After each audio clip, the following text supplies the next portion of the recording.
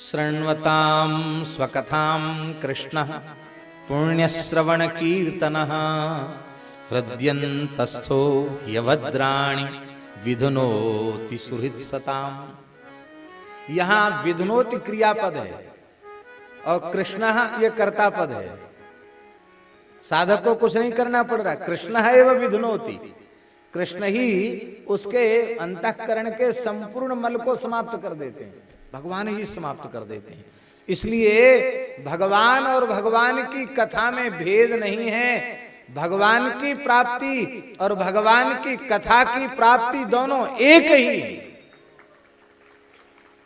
कथा सुनने को मिल जाए तो ऐसी कृतकृत्यता का अनुभव होना चाहिए कि हमको भगवान ही मिल गए।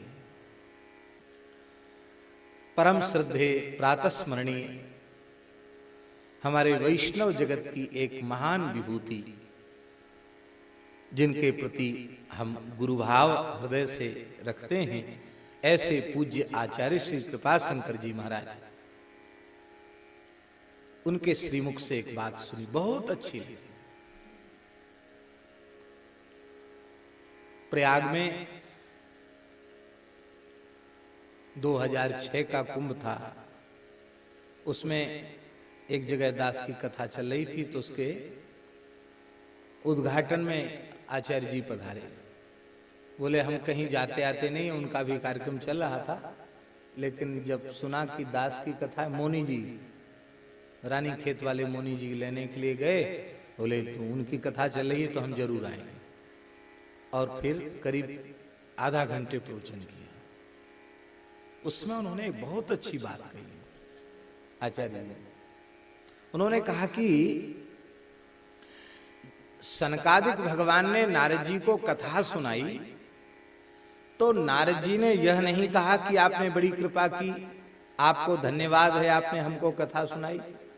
वे इतनी कृतज्ञता ज्ञापित कर रहे हैं, अद्य में भगवान लब्धा, आज मैंने कथा सुनी नहीं, आज मुझे भगवान मिल गए। कथा मिल गई मानो साक्षात भगवान मिल गए।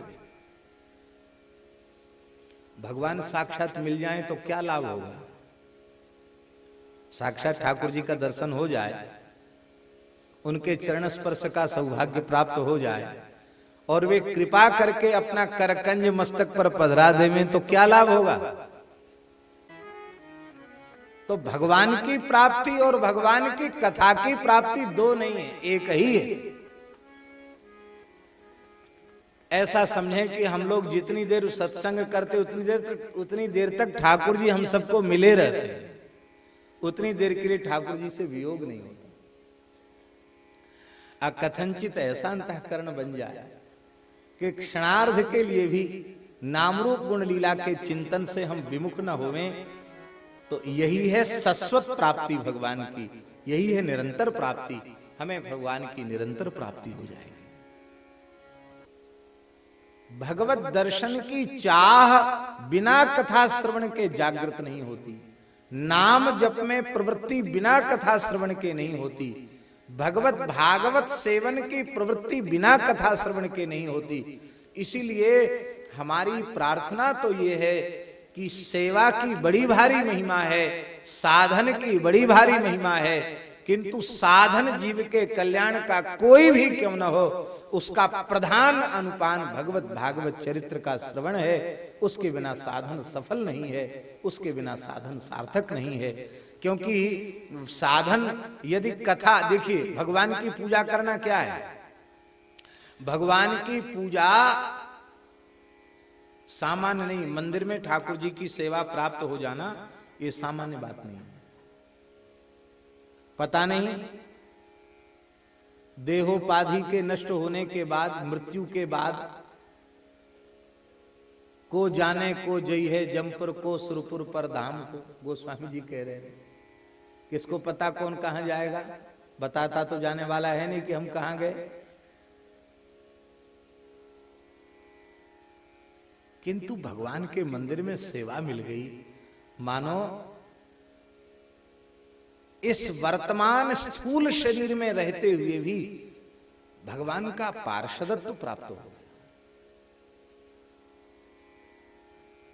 भगवान का सामीप्य प्राप्त हो गया, भगवान की सेवा का सुख प्राप्त हो गया। पर ये भगवत सेवा की इतनी महिमा है, ये बात तब समझ में आएगी जब पूजा करने वाला कथा सुनेगा। अर्चक कथा नहीं सुनेगा तो महाराज नाम जप में तो 10 अपराध ही हैं, सेवा पूजा में 32 अपराध।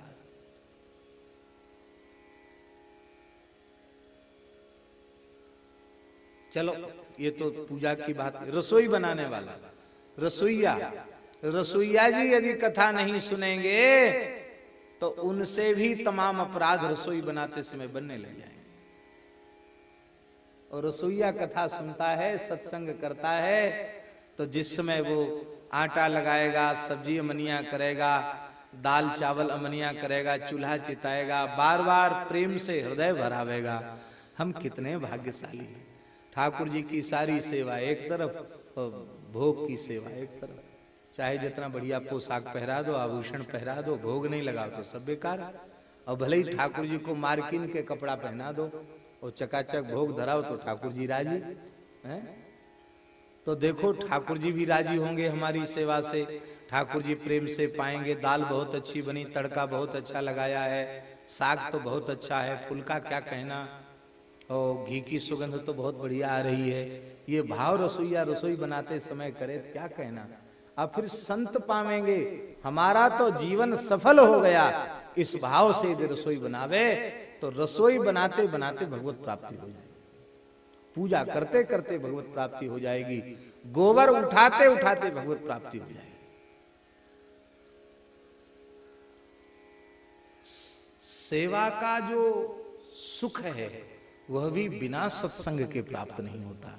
इसलिए प्रत्येक साधक को, वो कोई भी हो, उसे सत्संग की प्राप्ति बहुत जरूरी है। गृहस्थों को जितना अत्यधिक आवश्यक सत्संग है, उससे भी कई गुना अधिक आवश्यक सत्संग विरक्तों को।